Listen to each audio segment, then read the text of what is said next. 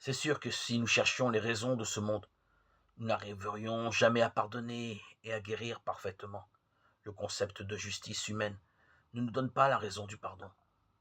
La raison et la justification du pardon viennent de Dieu même.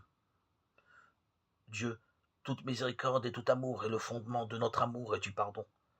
En rencontrant ce Dieu d'amour, il illumine notre intelligence pour pardonner et nous donne la grâce d'aimer.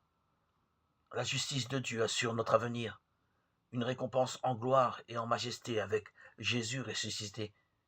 Étienne a eu cette vision. Il a levé les yeux au ciel.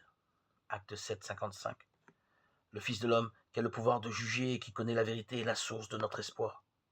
Ce Fils de l'homme se tient debout à la droite de Dieu le Père avec tout pouvoir. Et cela signifie un moment décisif pour l'ennemi de Dieu et aussi pour le peuple de Dieu. Nous lisons dans l'Ancien Testament que Dieu s'élève pour donner la victoire aux justes et juger les ennemis. Dieu se lève et ses ennemis se dispersent. Ses adversaires fuient devant sa face. Comme on dissipe une fumée, tu les dissipes. Comme on voit fondre la cire en face du feu, les impies disparaissent devant la face de Dieu. Mais les justes sont en fête, ils exultent. Devant la face de Dieu, ils dansent de joie. Psaume 66, 1, 4.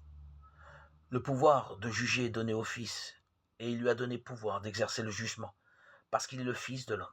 Jean 5, 27. Voici le Fils qui s'élève comme Dieu de l'Ancien Testament, ou à la place de Dieu, pour rendre la justice.